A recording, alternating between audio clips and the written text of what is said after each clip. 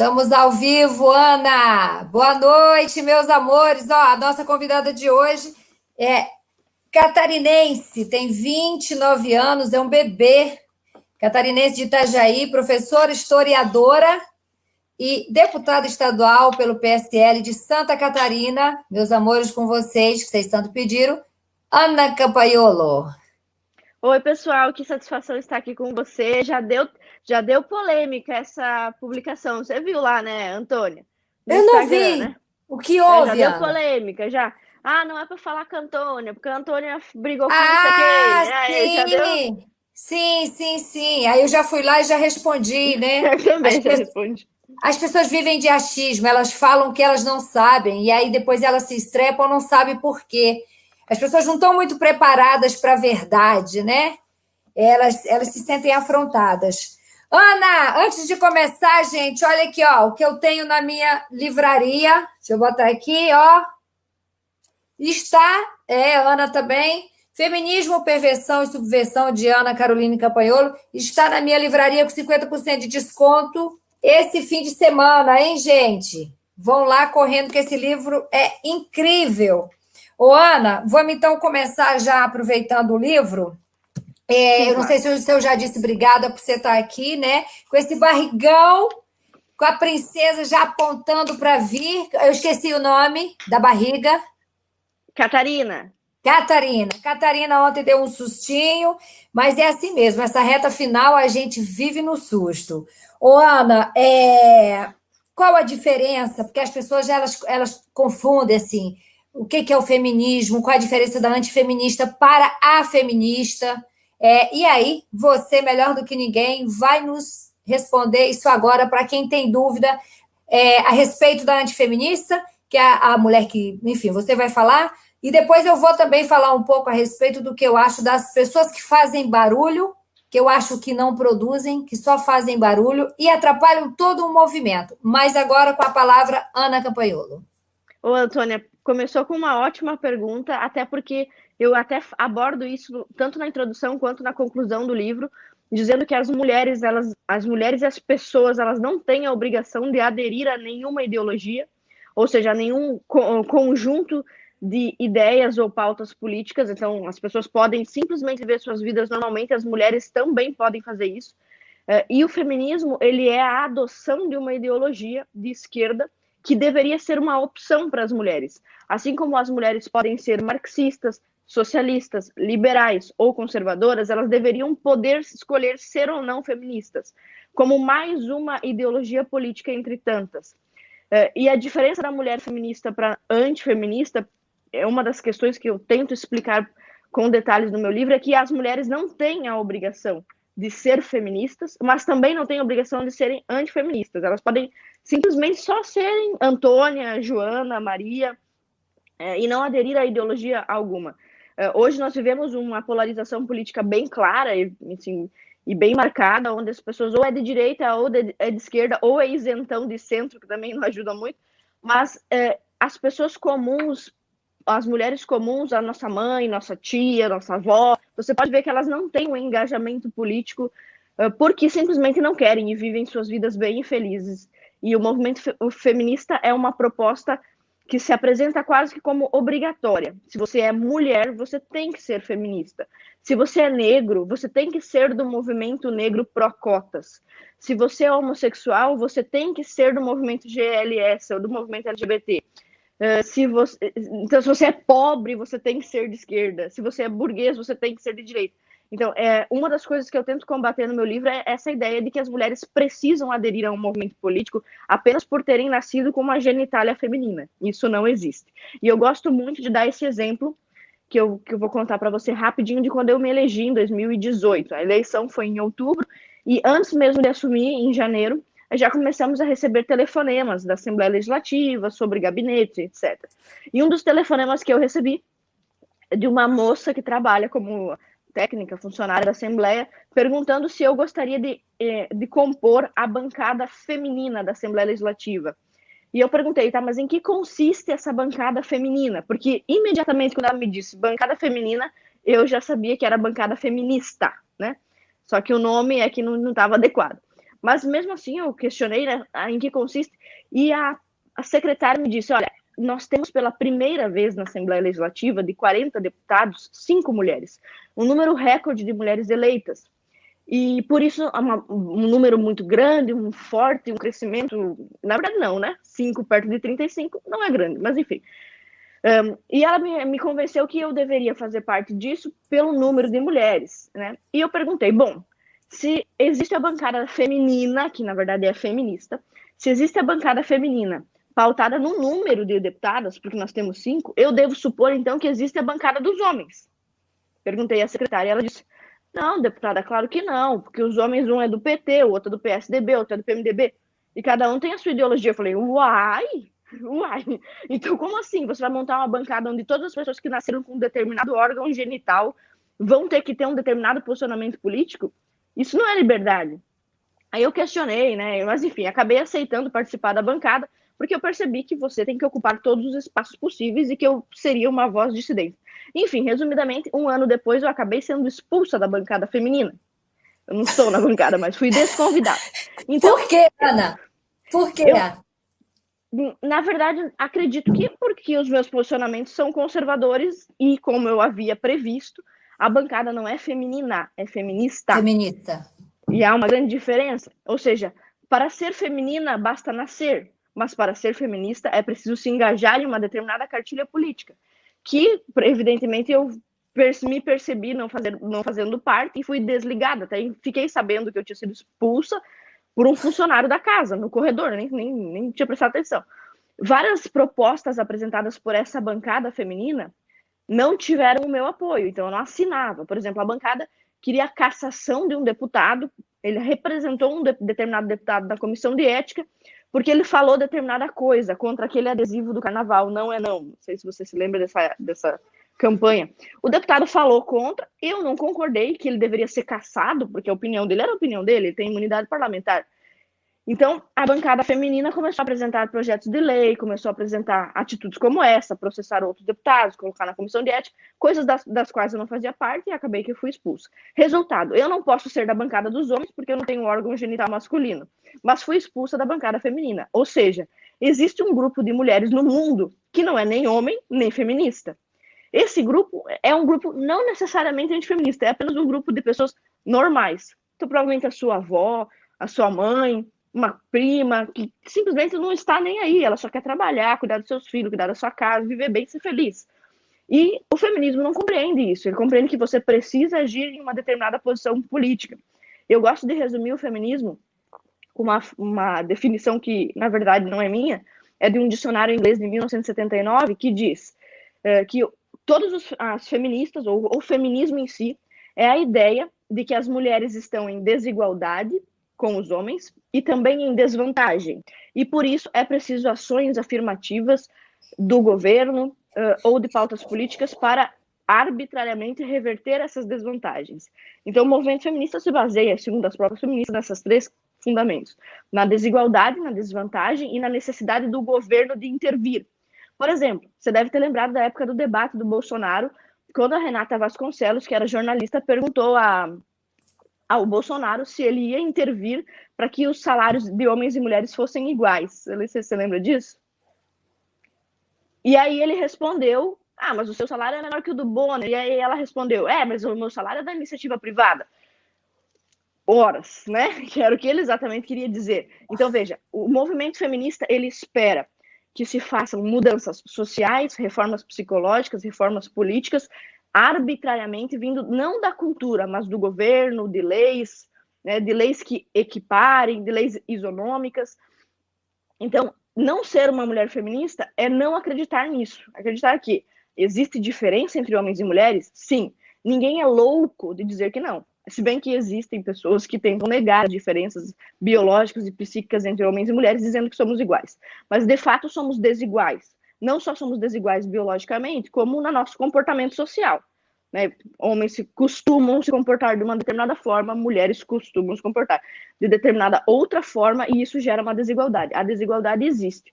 Então, a primeira coisa que a mulher antifeminista ou a mulher não feminista precisa entender é que a desigualdade existe e continuará existindo. É impossível acabar com a desigualdade. Você pode amenizá-la, mas ela nunca vai acabar, justamente porque, em essência, homens e mulheres são diferentes. E assim, o segundo ponto é que a mulher antifeminista também, ou não feminista, ela sabe que as diferenças entre homens e mulheres, ou desigualdades, nem sempre resultam em desvantagem para as mulheres. Algumas vezes sim, mas nem sempre. Um exemplo, nós temos uma certa desvantagem biológica, que é o fato de engravidarmos. Mas veja como isso é extremamente relativo. Para muitas mulheres, engravidar é uma bênção, para outras é uma escravidão biológica. Então, mesmo desse ponto, há uma relatividade. Mas existe objetividade no seguinte dado: biologicamente, a gravidez e o corpo feminino são inferiores. Colocam a mulher numa condição física inferior. Por exemplo, uma mulher grávida não consegue correr de uma onça no período pré-histórico. Por isso, ela precisava de um homem que corresse por ela e que a protegesse dentro de uma caverna. Então, veja, uma desvantagem biológica que as mulheres têm, que não é culpa de ninguém, por exemplo, o fato de as mulheres engravidarem, menstruarem, passarem pela menopausa, ficarem vulneráveis durante a gravidez, isso não é culpa do homem. É uma situação, é uma realidade. Então, as mulheres estão em desvantagem biológica nesse aspecto, mas, em compensação, a sociedade cria mecanismos para colocar as mulheres em vantagem social. Por exemplo, vai afundar o Titanic, mulheres e crianças primeiro. Por que mulheres e crianças primeiro? Porque as mulheres engravidam. Ou seja, sempre na relatividade você percebe que uma desvantagem pode se transformar em vantagem. A sobrevivência de uma mulher hoje é considerada mais importante que a sobrevivência de um homem. Isso está culturalmente incutido na cabeça das pessoas, de modo que está você e seu marido em casa, ouve-se um barulho na porta, pode ser um assaltante com um fuzil na mão que vai matar a pessoa. Quem é que vai receber a porta, atender a porta? O homem, porque a vida dele, que culturalmente, subconscientemente, vale menos. Mas por que a vida do homem socialmente vale menos? Porque a mulher é capaz de gerar filhos, o que, de alguma forma, é uma desvantagem biológica. Então, a mulher não feminista, ela percebe as nuances da natureza humana e ela identifica, olha, a realidade está posta e é essa. Não há nada que possamos fazer contra a realidade que está posta, né? Então, as vantagens sociais são mecanismos compensativos. A mulher brasileira, por exemplo, tem uma vantagem previdenciária de 13 anos. Por quê? A mulher brasileira se aposenta 5 anos antes que os homens e a expectativa de vida masculina é menor que a feminina.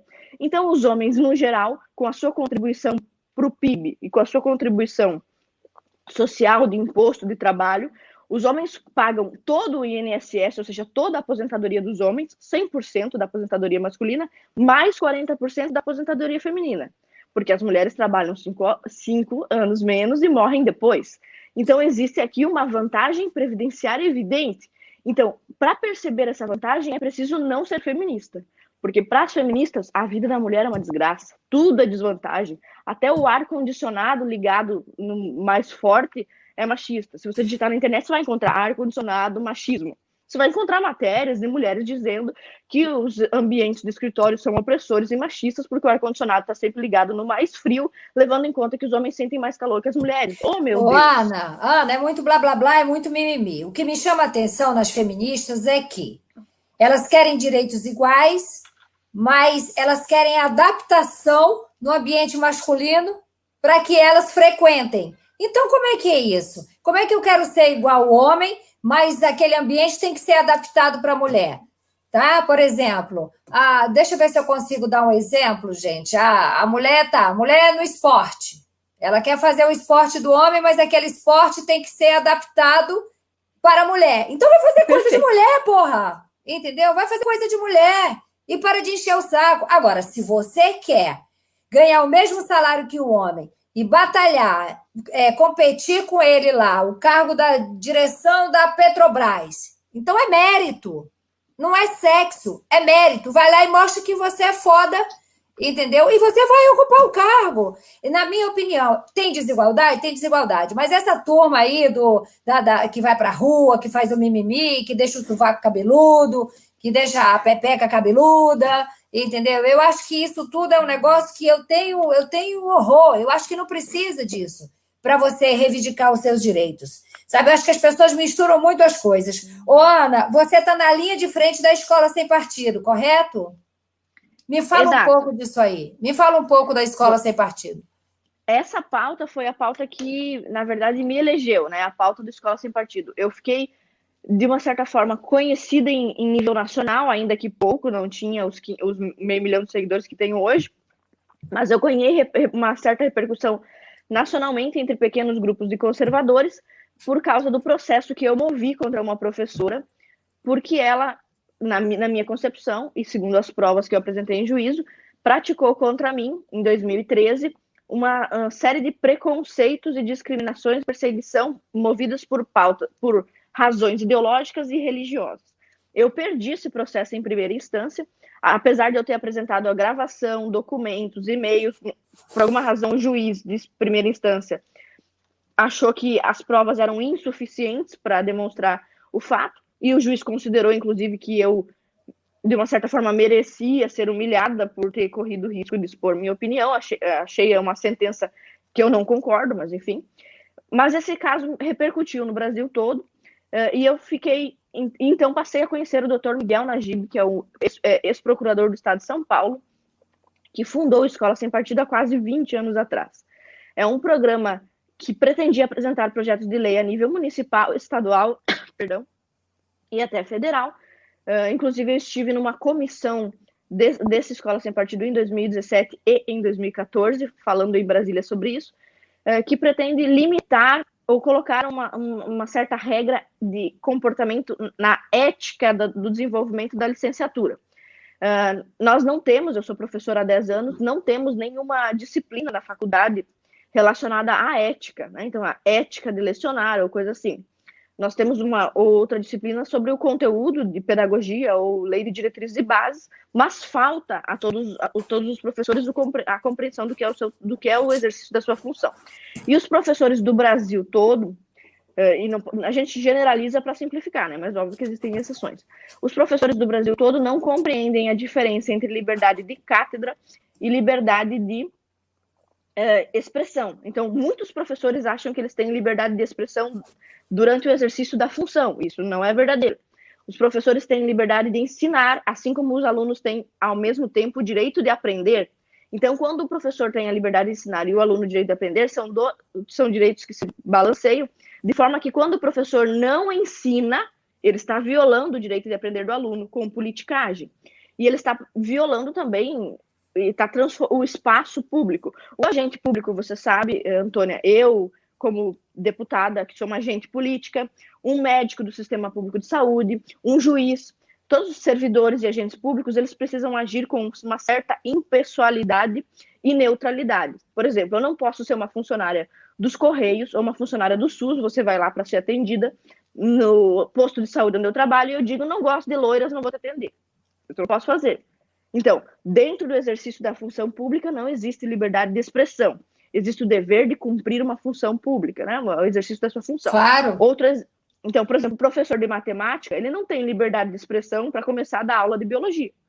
Ele gosta eu, por exemplo, sou professora de história, mas eu amo literatura. Eu não posso chegar na aula e trocar minha disciplina e hoje nós vamos aprender português.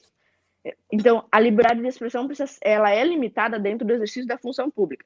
E os professores não parecem compreender isso, né?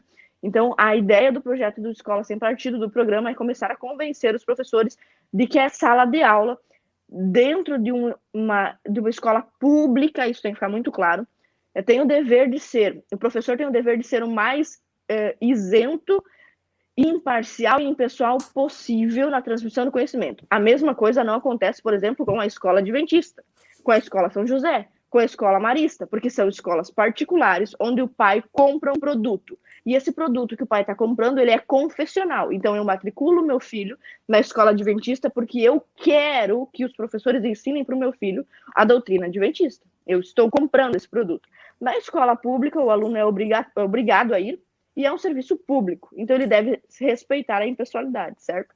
Então, essa foi uma pauta que eu defendi muito e que foi a pauta que, na verdade, me trouxe até a Assembleia Legislativa e que conseguiu para mim os 35 mil votos que me elegeram. E lógico que a pauta antifeminista veio acompanhada, mas não é o principal motivo, evidentemente.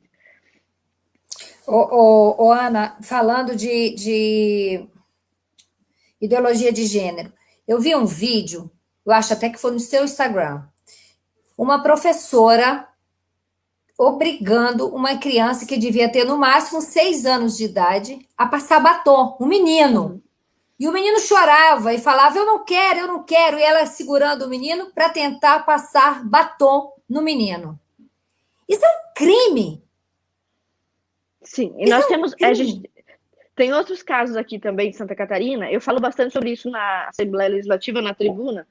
Tem o caso de uma professora que pintou as unhas do menino, e ele era até, inclusive, alérgico ao esmalte, enfim.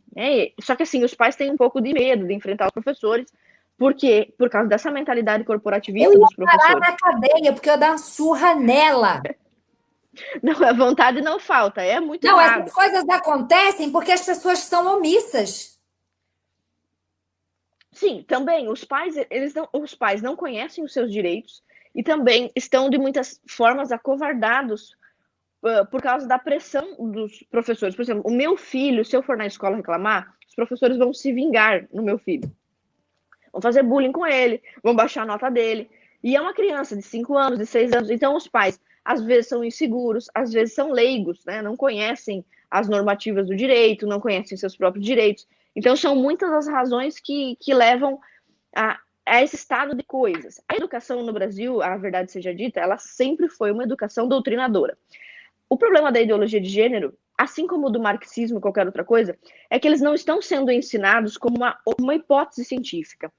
Por exemplo, quando se estuda a Revolução Industrial, você pode apresentar para os seus alunos, olha, nós vamos estudar a Revolução Industrial. Surgiram as máquinas lá no século XVIII, XIX, começam as indústrias, aí surge uma classe de burgueses, uma classe de proletários, os nobres começam a vender suas propriedades, e aí nós temos duas concepções sobre isso. Esse seria o papel do professor. Nós temos uma concepção que surge ali de um socialismo utópico, depois nós temos o marxismo que diz tal coisa. E nós temos também o liberalismo que diz tal coisa.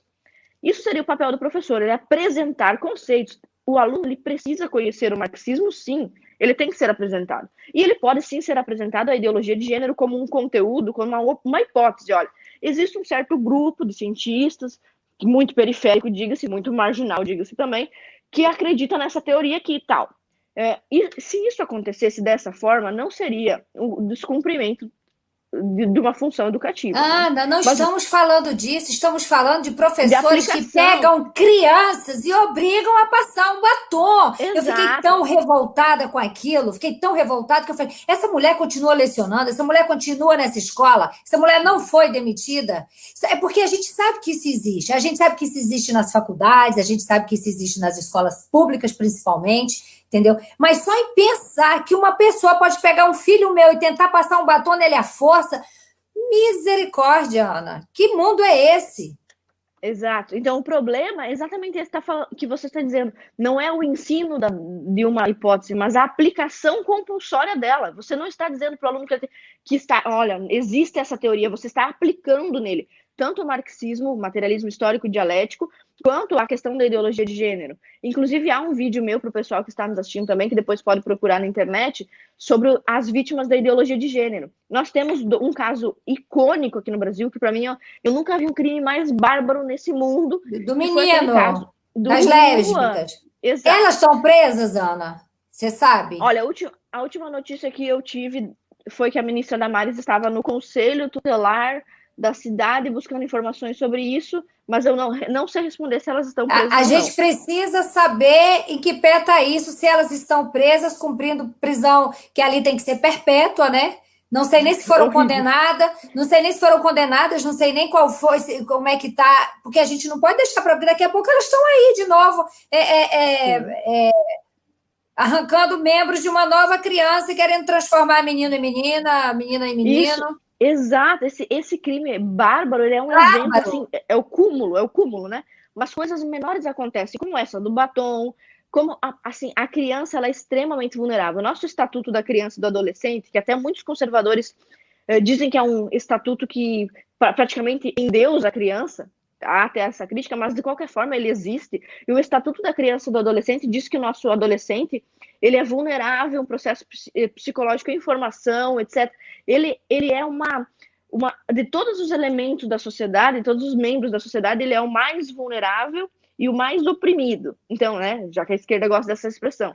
E deve ser protegido por absolutamente todos, têm o dever de proteger. O professor, os pais, o vizinho, qualquer um que saiba que a integridade psicológica ou a vulnerabilidade da criança está sendo aproveitada de maneira inadequada, deve denunciar, deve buscar. Então, assim, o nosso estatuto está na lei já a proteção dessa criança. Está na lei já que não se erotize o conteúdo educativo. Quando o presidente Bolsonaro começou essa questão do kit gay, fez propaganda e tal, falou sobre isso, denunciou isso, ele estava falando de algo que já é crime, já não deveria poder. Inclusive, nós fizemos um projeto de lei aqui, e isso é muito engraçado. Fizemos um projeto de lei aqui em Santa Catarina, cujo apelido do projeto é Infância Sem Pornografia, proibindo o conteúdo obsceno, etc., etc., nas escolas. Já existe uma lei que proíbe esse tipo de exposição da criança, certo? Mas a gente reforçou isso em nível estadual, e descrevendo quais tipos de materiais podem ser considerados obscenos, porque os professores usam, por exemplo, a disciplina de biologia, ou o momento da aula de educação sexual, que deveria se concentrar em evitar a gravidez precoce, doenças sexualmente transmissíveis, ou no máximo contraceptivos e tal. Eles usam esse momento para passar para a criança conteúdos obscenos. Inclusive, nós temos um ex-secretário de saúde, de alfabetização, chamado André Lázaro. Se você procurar no YouTube, você vai encontrar o André Lázaro dizendo que se discutiu por mais de 3 meses, o secretário da alfabetização, num beijo lésbico, até onde entra a língua de uma menina na boca da outra. Tipo, o secretário da época do governo Dilma. Então, assim, isso que o Bolsonaro denunciou realmente acontece. E nós fizemos esse projeto de lei aqui em Santa Catarina, e olha que engraçado.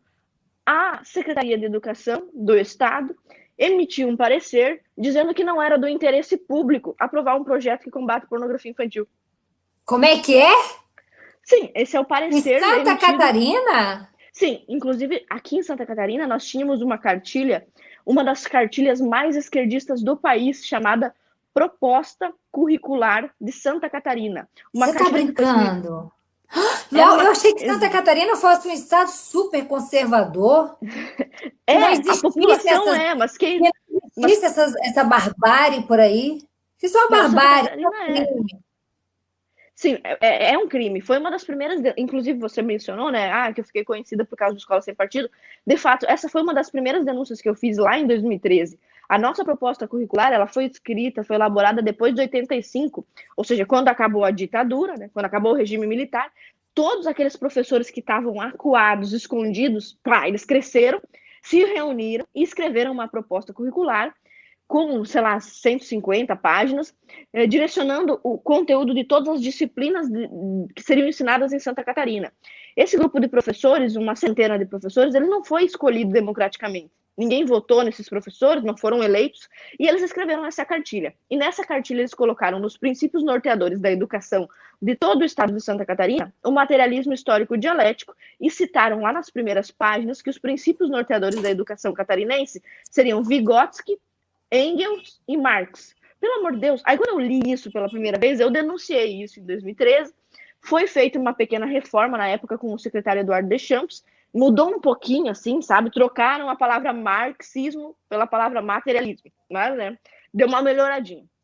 Essa nova proposta já veio porque o próprio secretário de Educação teve que admitir que haviam excessos absurdos naquela cartilha. Era uma cartilha 100% de esquerda. Os pais não são assim. Até o eleitor do PT aqui em Santa Catarina, o nosso agricultor, o nosso colono, que às vezes vota no PT, porque é representado por um deputado petista que busca, a redução do imposto no agrotóxico, ajudar uma cooperativa agrícola. Eles são pessoas extremamente conservadoras, mas que votam em pessoas, entendeu?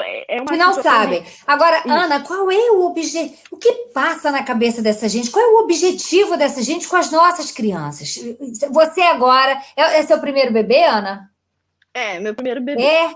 Então, aí quando ela nascer, você já tem um amor absoluto por ela, mas quando você vê a carinha dela, amor, aí você vira 1000% leoa. Entendeu? Porque quando você vê a cara é que você fala, aqui não, violão.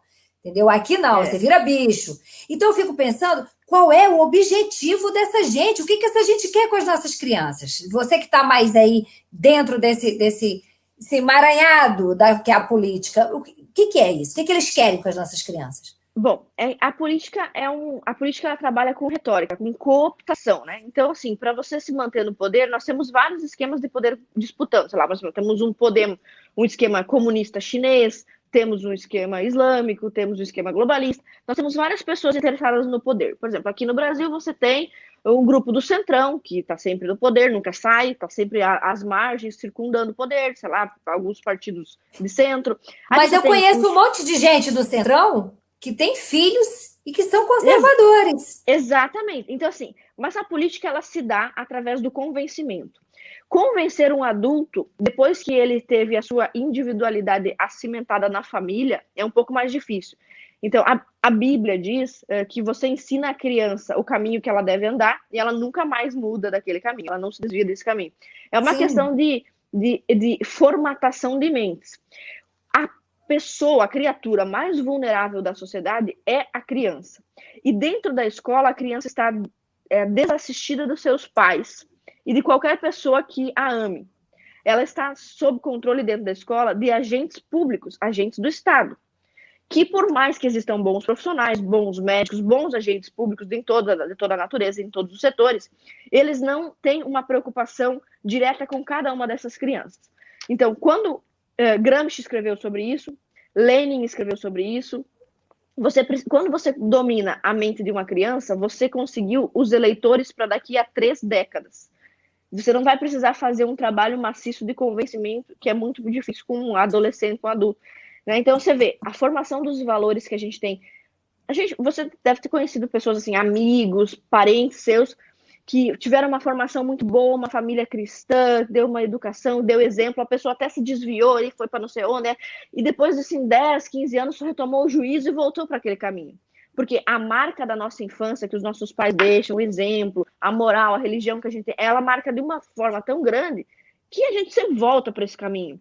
Então, o papel desses agentes públicos da escola e desses militantes políticos é roubar das crianças a individualidade, coletivizá-las, né? Então, fazer com que elas estudem, tenham todas a mesma cabeça para que possam ser manobradas com facilidade. Isso já acontece. Eu venho aqui, Ana, alertar as pessoas sobre certos youtubers que têm milhões de seguidores. Aí vem a grande maioria que vive no regime de ignorância e fala assim, você está com inveja porque você quer seguidores, porque você quer inscritos no seu canal. E aí outros amigos dizem, por que você está preocupada? Eles mexem com criança. Eles mexem com criança, que é exatamente o que você está falando, que em 2022 alguns vão estar votando, 2026 outros mais ainda. Eles estão trabalhando, eles são representantes dessa gente de esquerda, né? E estão trabalhando a cabeça dessas crianças para o amanhã. E as pessoas não entendem, isso é tão claro, é desenhado assim, sabe? É tudo muito desenhadinho, as pessoas não entendem. É ruim, hein? É ruim. A minha parte eu vou fazer, eu vou alertar, eu vou avisar. Por exemplo, quando um político faz besteira, principalmente aqui no Rio de Janeiro, Antônia, você não vai falar, não, eu já avisei, eu falei, não é para votar por isso, por isso, por isso. Aí votam, entendeu? O problema. Agora aqui, Ana, para você entender, aqui na linha amarela, que tinha pedágio a vida inteira, ninguém nunca conseguiu tirar. R$15 para você conseguir chegar no aeroporto. Agora, o mês da eleição, menos de um mês de eleição, tiraram o pedágio. Aí a linha amarela ficou isso aqui, porque todo mundo está dando a volta para vir por ela, né? Porque não paga mais pedágio, porque virou um evento passar pela linha amarela, porque não paga R$15. Se duvidar, vão votar em quem tirou o pedágio só por causa dos R$15. É o povo, entendeu? É inacreditável um negócio desse. Ô, Ana, vamos, por falar em roubalheira, em sacanagem, em político, né? Que desonra o voto daqueles que lhe depositou uma confiança. Você está aí no imbróglio danado com o governador de Santa Catarina, né? Isso. O governador foi uma grande decepção para os conservadores aqui de Santa Catarina. Como é que é o nome dele?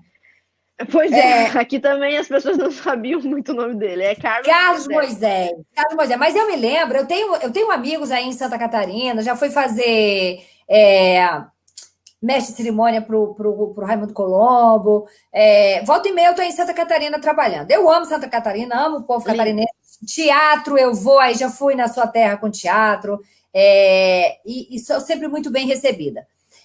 A questão é, esse governador, ele foi mais um dos que foram eleitos porque se dizia Bolsonaro, tô certa? Perfeitamente. Tá, e aí ele entrou nesse esquema de respiradores fantasmas, que compra por não sei quantos mil reais e não aparecem os respiradores, é isso? Isso, é. Um crime, quem brinca com a saúde do povo, é mais um crime que eu acho que não tinha que ser perdoado. Mais um crime que, na minha opinião, tinha que ser prisão perpétua. Mas aqui não vai ser perdoado. Eu acho que o recado, o governador, assim, ele se apresentou como comandante Moisés, ou seja, por causa do capitão Bolsonaro, né? Dizia ser bolsonarista, e depois de eleito, não é só a questão ideológica, né? Porque nós temos uma ala de deputados aqui, somos em 40, temos alguns que são bem ideológicos, ou seja, defendem uma posição, uma postura, princípios conservadores. Outros que são assim, eu sou da região sul, da região oeste, eu represento os pescadores, eu represento os agricultores, que tem uma pauta mais política. Mas, assim, todos os setores de dentro do parlamento estão descontentes. Seja o deputado que representa os agricultores, o deputado que representa o pessoal da pesca, o deputado ideológico conservador, até a bancada do PT está contra o governador, né? Então, assim, toda a bancada conservadora está contra o governador, e toda a bancada do PT está contra o governador. Então, se o cara conseguiu a unanimidade da rejeição, conseguiu ser ruim para todo lado, conseguiu desagradar a todos. Do ponto de vista dos conservadores, ele desagradou muito ideologicamente. E do ponto de vista dos outros políticos, que são mais fisiológicos, né, que tem uma abordagem não tão ideológica, por causa da completa inabilidade dele de governar. Então, assim, para você ter uma ideia, teve deputados que foram procurá-lo para ter uma audiência, né, com o governador e o prefeito, e ele deixou o deputado para fora da sala. Imagina, tipo, o governador que não, você não pode entrar, né, que deixa outras pautas, como, por exemplo, os agricultores. Aqui em Santa Catarina, nós temos o setor do agronegócio, da agropecuária, assim, poderosíssimo. A cidade de onde eu vim, especialmente Chapecó, ela é o capital do oeste, ela é basicamente baseada na agropecuária, uma cidade que cresceu na criação de porcos, galinha, de gado, de arroz, uma cidade que virou uma capital do agronegócio, né? Então, um estado que se move por isso, um grande produtor em todo o Brasil. E o governador, uma das primeiras pautas dele, no início do governo, era aumentar ou taxar os agrotóxicos, ou seja, aumentar o imposto em cima do agricultor, para que esse agricultor tivesse mais ônus, mais despesa. Pô, você está justamente mexendo com o setor mais importante. Então, ele não errou apenas por ser corrupto, ele errou por ser um péssimo político, errou por trair os seus próprios correligionários, e hoje ele está respondendo 2 processos de impeachment ao mesmo tempo, que é um negócio, assim, historicamente recordista, né? Ele respondeu um processo por um aumento indevido dado aos procuradores e um outro processo que é relacionado aos crimes do Covidão, né? Ele comprou 33 milhões de reais, pagou antecipado para uma casa de massagem aí de São Paulo, lá de São Paulo, que não sei como que casa de massagem vende, enfim. E daí tinha um hospital de campanha também totalmente fraudulento. É uma situação absurda. E ele não tem nenhum... Assim, é evidente que muitos deputados, que muitos governadores antes dele, muitos prefeitos já cometeram erros administrativos, até crimes, e não foram impeachmentados. Porque, de uma certa forma, não havia nem interesse popular em impeachment o governador e nem interesse político. Mas esse nosso governador, infelizmente, ele reúne todas as qualidades para cair. Ele reúne o desprezo da sua própria militância, o desprezo dos seus ex-aliados, conseguiu aliar-se somente com aqueles que antes o odiavam, perdeu apoio político, não tem conseguido articular politicamente e também ainda comete ilegalidades. Então ele está assim numa situação, não tem para onde correr. Você acha que vai rolar impeachment? Não dá para saber, né? Porque se você... Mas assim, nós entendemos... Parece que a vice também está junto, né? Sim, porque são 2 crimes diferentes. O primeiro crime de responsabilidade do primeiro impeachment, do qual a vice está relacionada, tem a ver com o fato de ela ter endossado a atitude ilegal, o ato administrativo ilegal. Ela assumiu o governo do estado por 10 dias. Infelizmente, ela está implicada nesse crime de responsabilidade. Esse foi o primeiro pedido de impeachment a ser apreciado. Esse pedido vai terminar as suas etapas principais agora no próximo dia 23, onde 5 desembargadores e 5 deputados vão votar.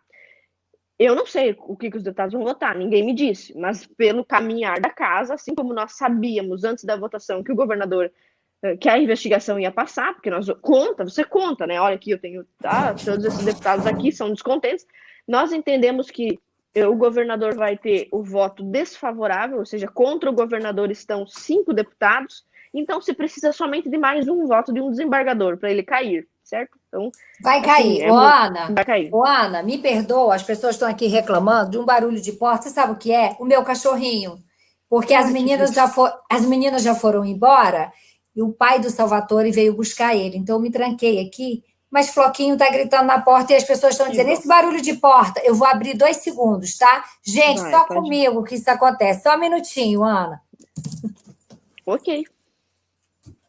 Oi, pessoal, eu tô vendo aqui os comentários, já que a Antônia não veio ainda. Olha isso, gente, olha isso. É isso, ao vivo é isso, gente. Vai fazer o quê? Pronto, entrou, safado. Ô, Ana, vamos falar agora de tretas, né? Quer dizer, não que essa não seja uma treta horrorosa. Você criou, parece que deu uma confusão danada, porque você criou um canal no YouTube e convocou os alunos, né, para monitorarem, para patrulharem os professores e deu a maior confusão. O que foi isso? Patrulhar em que sentido? São esses professores doutrinadores, é isso? Isso. Depois que eu já estava eleita, eu fiz na verdade, não criei um canal, eu apenas divulguei meu WhatsApp. Escrevi assim, se você é o professor praticar doutrinação em sala de aula, manda um WhatsApp pro meu número, que é esse aqui. Foi isso que eu fiz. O que, na minha opinião, e não tá nada errado. Tem absolutamente nada errado. Aliás, até hoje, os outros deputados continuam a fazer isso. Nós temos vários outros deputados conservadores eleitos, que eles, inclusive, sobem na tribuna e de cima da tribuna eles dizem, você que tiver uma denúncia, manda pro meu gabinete, fala comigo. Só que eu fui a primeira pessoa a fazer isso, então os caras me pegaram para Cristo. Então até o Ministério Público, a Vara da Infância e da Juventude vieram para cima de mim, querendo, sei lá, 70 mil. Como eu tinha 70 mil seguidores na época, querem um real para cada seguidor, querem uma indenização pública de 70 mil reais, porque eu divulguei meu WhatsApp. Enfim, o número do WhatsApp em questão acabou caindo, eu tive que trocar de telefone. Mas assim, não cometi absolutamente nenhuma ilicitude. Todos os tipos de denúncia e investigação que se deram em algum momento contra mim foram nesse sentido, uma perseguição ideológica, mas não concordo com a posição ideológica da deputada e vou tentar complicar a vida dela judicialmente ou juridicamente. E foi o que aconteceu. Esse processo ainda está tramitando. As pessoas estão sendo ouvidas, testemunhas estão sendo ouvidas. Por exemplo, o doutor Miguel Najib, ex-procurador de São Paulo, foi uma das testemunhas ouvidas nesse caso. Segundo os promotores que iniciaram esse processo contra mim por eu ter divulgado meu WhatsApp. Então, veja, o crime é divulgar o WhatsApp para as pessoas mandarem denúncias. Isso aí é o trabalho do deputado. Foi a minha primeira ação depois de eleita. Eu me elegi no dia 7, 8, no dia 9 eu divulguei meu telefone. Esse é meu número. Se você tiver uma pauta, precisa de um deputado, liga para mim. Isso é o trabalho do deputado. Onde é que está o crime aí, né?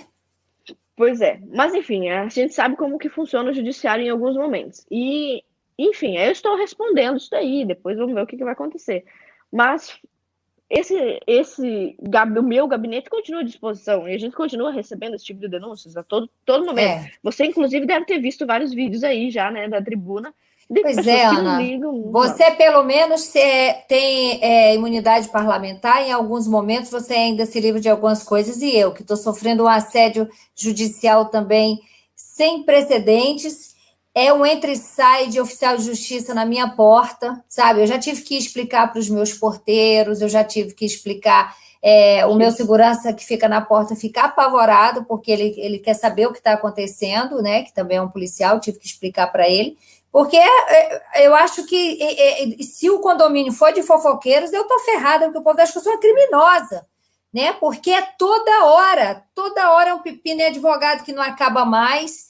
Então, banalizaram a coisa, sabe? É de um absurdo. Uhum. Eu fico pensando assim, eu saio desse país, mas ao mesmo tempo eu gosto tanto desse país, quando eu olho, sabe? Tem dias que eu quero ir para a praia, eu vou para a praia, tem dias que eu quero ir para a mata, eu vou para a mata. Você está entendendo?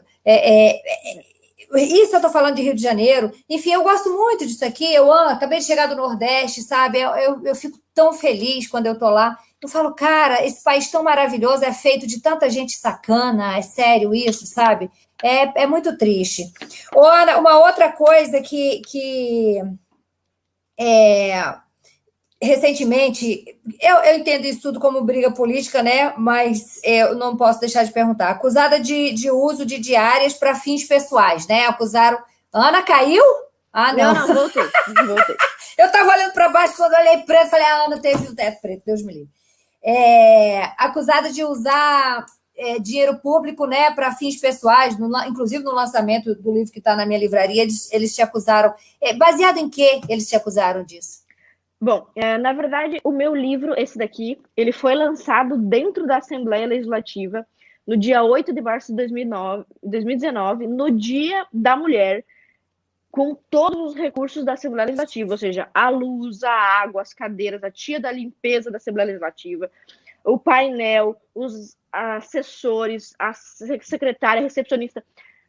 Houve uma movimentação de, inclusive, dinheiro e recurso público para que o meu livro fosse lançado dentro da Assembleia Legislativa, tudo dentro da legalidade, oficialmente divulgado, inclusive, nas próprias páginas da Assembleia Legislativa. Mas como é um livro antifeminista, e o primeiro e único livro brasileiro, escrito por uma brasileira antifeminista, esse foi um livro extremamente boicotado. Então, uma das tentativas de boicotar um livro, e fazer com que as pessoas não leiam um livro, é criticar o seu autor, ou tentar desmoralizar o seu autor. Então, claro, um jornalista, que agora não me lembro o nome, qualquer jornalistazinho aqui de Santa Catarina, ele disse que eu estava aproveitando as minhas viagens políticas para vender livro, né? Ou seja, eu sou professora. Seria a mesma coisa que ele diz assim, está aproveitando suas viagens políticas para ensinar as pessoas. Então é uma coisa absurda, enfim. Aí ele fez uma denúncia parecendo que o que eu estava cometendo era uma ilegalidade, sendo que todas as nossas viagens estão documentadas e a Assembleia Legislativa, antes dela liberar um dinheiro, ela precisa receber um roteiro, um ofício, o que você vai fazer, e depois que você faz ou cumpre aquele compromisso, você anexa fotos, notas fiscais e prova onde você esteve e o que você esteve fazendo. E tudo isso já estava há meses documentado lá. Mas, evidentemente, que o jornalista que não tinha, sei lá, nem 5 mil leitores, ele viu em mim, uma pessoa com 300 mil seguidores, uma oportunidade de crescer. Esperou que talvez eu fosse respondê-lo pessoalmente ou coisa assim. Aí, o Ministério Público resolveu investigar, porque se há uma denúncia, o Ministério Público investiga. E o resultado foi absolutamente maravilhoso. O Ministério Público não apenas disse que eu era inocente, afinal não havia crime nenhum, como o Ministério Público ainda parabenizou a iniciativa de estar ocupando, de um deputado estar difundindo uma ideia ou uma proposta ideológica. E o próprio Ministério Público usou a si mesmo como exemplo. O Ministério Público escreveu, né, no seu despacho, o próprio Ministério Público promove campanhas de conscientização sobre bullying, sobre combate à violência e sobre pautas culturais. Se o Ministério Público faz, o deputado também pode fazer. Em resumo, algumas pessoas imbuídas de uma mentalidade que eu não concordo, que é uma mentalidade que foi propagada por grupos como o MBL, que é um pensamento assim, extremamente, um pensamento liberal, e não só por ser um pensamento liberal, mas por, na prática política, ele ser ineficiente e contraproducente. Sim. As pessoas acham que o político bom é o político que não gasta nada. Sendo que, na verdade, quando você entra para a política, você percebe que sem gastar não dá para trabalhar. Então, o jeito mais econômico de se viver na política é você só ir para a sessão votar na terça-feira e na quarta-feira. Você vai terça, quarta e quinta, aperta o número lá da votação e volta para sua casa. Trabalha 3 dias na semana e ganha seu salário inteiro. Não faz o que a maioria faz, né? O que a maioria faz. É o jeito mais econômico. E nós optamos, evidentemente, por fazer diferente. Então, todas as vezes que nós fomos para nós até hoje fazemos isso. O Ministério Público se posicionou não apenas dizendo que eu era inocente, como que o que eu estava fazendo era ótimo e elogiável. Então, nós até hoje fazemos isso. Se eu vou para o município Lontras, Lages, Joinville, eu informo nas minhas redes, estaremos em Joinville. Se algum eleitor, algum amigo, algum seguidor, Ana, você pode dar uma palestra nesse dia? Eu faço isso. Se for preciso, gente, eu levo. Eu vou fazer aqui também, ó. Tá 50% de desconto na minha livraria esse fim de semana. A Ana tá usando o tempo dela. para vender livro da minha live. Ah, que gente chata, vamos trabalhar. A gente não vota em vocês ficarem de picuinha uns com os outros, não. Eu, hein, coisa chata. Ô, Ana, tem uma galera aqui pedindo para perguntar para você sobre uma treta com Karina Kuff. Você me perdoa a ignorância, eu não sei quem é porque é muita gente. Pode ser que nesse momento eu esteja aqui sendo uma grande ignorante, não saber quem é a Karina Kuff, vocês me perdoem. E com Carla Zambelli, eu amo a Carla. Teve treta com a Carla? Se tiver, vocês se entendam aí, viu? Porque eu gosto de vocês duas, que eram as duas amigas. O que houve?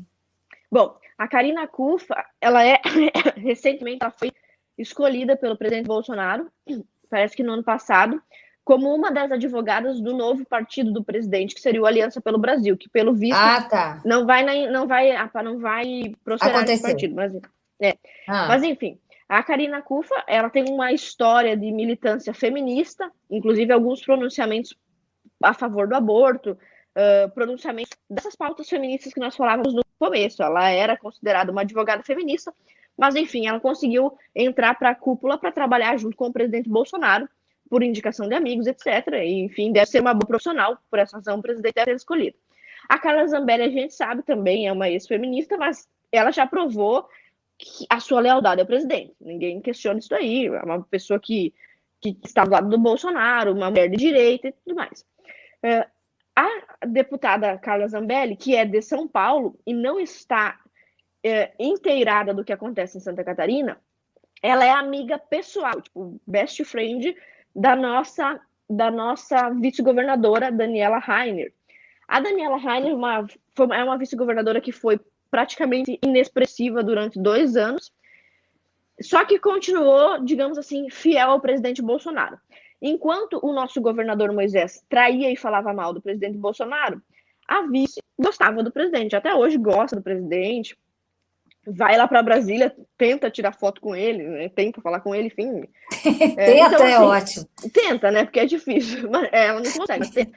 E aí a Carla Zambelli começou a difundir que o presidente, através de, sei lá, de Secov, de Karina Kuff, sei lá, de todo mundo, tinha dado ordem aos deputados catarinenses. No caso, são 4 deputados bolsonaristas que nós temos aqui, até vou citar os seus nomes. Sou eu, deputado Sargento Lima, nosso líder, deputado Gessé e deputado Felipe Estevam. Somos em 4 deputados do Bolsonaro, do PSL, em Santa Catarina. E a Carla Zambelli começou a difundir, junto com outros apoiadores da vice-governadora, a mentira de que o presidente tinha ordenado ou estava defendendo a vice e que nós, deputados bolsonaristas, devíamos salvar a vice-governadora do processo de impeachment no qual ela está implicada legalmente. Todos os deputados conservadores chegaram à conclusão, ao acordo, de que nós não íamos defender uma pessoa, por mais que ela fosse bolsonarista, se ela está responsabilizada, se ela tem implicação ou tem culpa. Nós nos decidimos entre nós, antes de termos essa informação suposta do presidente, que nós não iríamos defender uma pessoa só porque ela é do Bolsonaro se ela fez algo errado. E aí chegou depois, tardiamente, essa informação. Na véspera do impeachment, a Carla Zambelli e a Karina Kuff começaram a tentar difundir que nós, deputados bolsonaristas, éramos traidores por estarmos desobedecendo uma ordem do presidente de salvar a vice. A verdade, no entanto, é que não houve essa ordem. Houve uma ligação de pessoas do Planalto que nos ligaram, tentando dizer que o presidente tinha dito, e aí nós forçávamos essa pessoa: quem é você? Como é que é seu nome e sobrenome? Tal. Você está dizendo que foi o presidente que mandou, você bota sua mão no fogo, você assina embaixo, foi o presidente que mandou. E ninguém conseguia, no fim das contas, admitir. Então, na verdade, o presidente não mandou. Não mandou ninguém defender a vice. Inclusive, nós temos notícia de que ela foi para lá e não foi recebida pelo presidente e que ele não quis gravar um vídeo. Bom, o presidente da República, Bolsonaro, se ele gravasse um vídeo de 30 segundos falando todo o meu apoio e carinho à governadora de Santa Catarina, seria super suficiente para todos entenderem o recado. Mas o presidente não apenas não fez isso, como negou-se em algumas ocasiões, parece pelo que nos dizem os bastidores, a receber a vice-governadora. Então, ela gosta muito dele, é verdade que ela tenta ser uma bolsonarista, mas a recíproca não parece ser verdadeira. E nós já cometemos um erro em colocar no governo de Santa Catarina esses 2 desconhecidos, inclusive a militância de Santa Catarina, os agentes, as lideranças ideológicas de Santa Catarina cobraram o presidente da República em 2018 que ele apoiasse Carlos Moisés como nosso governador. o presidente da República não queria apoiar Moisés, porque ele não conhecia e desconfiava de que Moisés não seria uma boa escolha.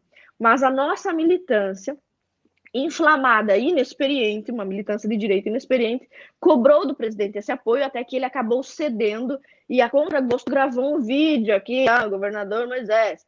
E no fim das contas, nós percebemos que o nosso presidente estava certo, né?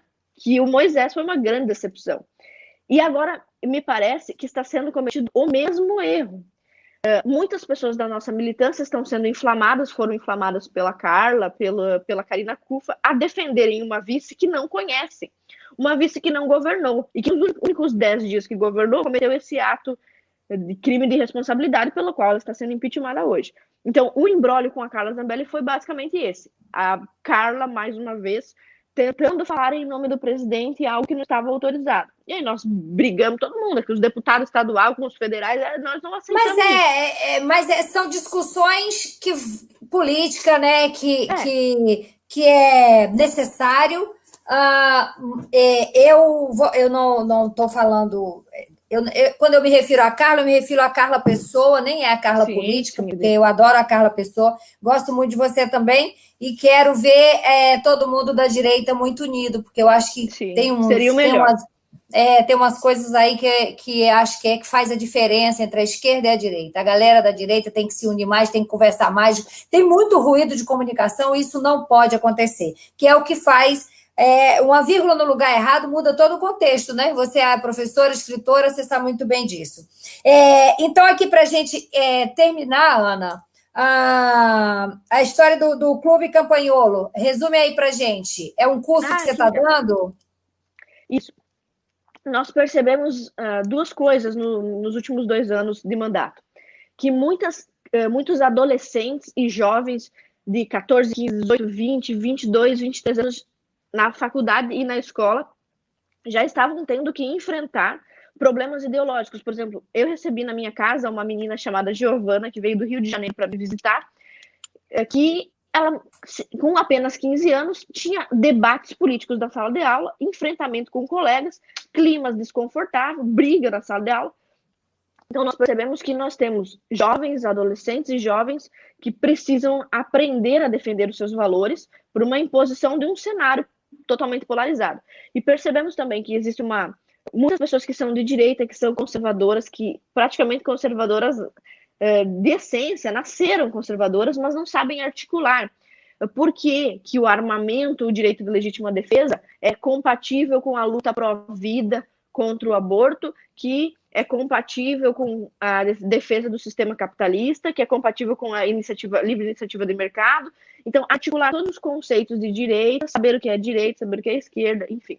E nós montamos, então, um curso básico de política que, modéstia à parte, é o melhor preço da internet, porque eu já tenho, todos que trabalham comigo, nós somos em 3 professores, todos nós temos nossa profissão, nossa vida estável, nós não precisamos do dinheiro. Então, a gente fez o melhor preço possível, 6 vezes de R$ 29,90, com mais de 40 horas de curso, professores de todo o Brasil. Nós estamos também com esse dinheiro pagando alguns professores. Nós contratamos professor doutor para falar de literatura, contratamos uma professora doutora que trabalha com a ministra Damares para falar sobre direito religioso. Então, nós temos professores convidados de alto gabarito, escritores e tal.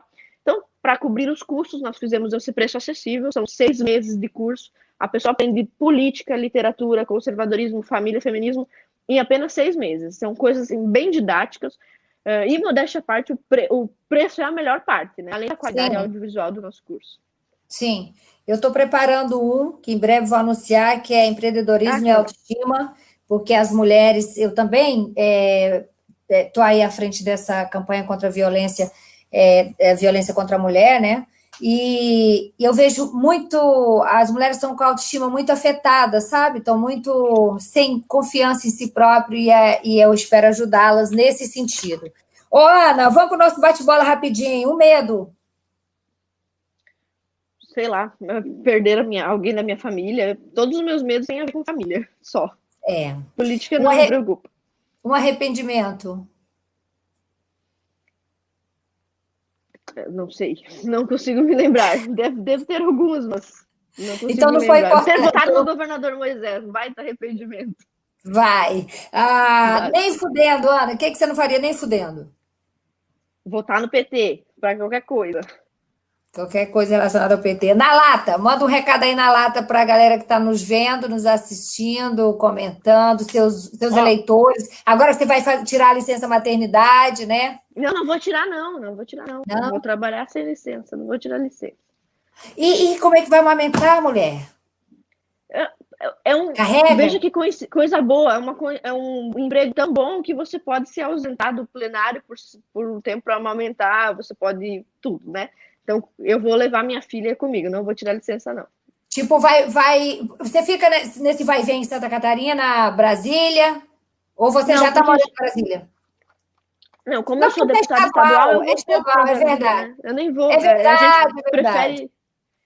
prefere É verdade. telefonar para os nossos deputados federais resolverem um problema É para verdade, gente. você é estadual. Ah, não, então não precisa, é verdade. Olha, eu quero te desejar uma boa hora. Obrigada pela conversa aqui. Gente, vão lá na minha livraria, www.livrariaantoniafontinelli.com.br. Adquiram o livro da Ana Campagnolo, que é muito bom, esclarecedor. Esse livro, ele é necessário, tá aí a Ana também. E eu espero vocês segunda-feira, tá? Para nossa na live de segunda. Um beijo no coração, bom fim de semana, Ana. Até mais, Antônia. Prazer falar com você. Vou ligar para a Zambelli agora. E, Ana, vocês, Zambelli. Quero ver vocês, amigas. Beijo não tenho problema nenhum com isso. Beijo. Beijo, meu amor. Obrigada. Tchau, gente. Obrigada.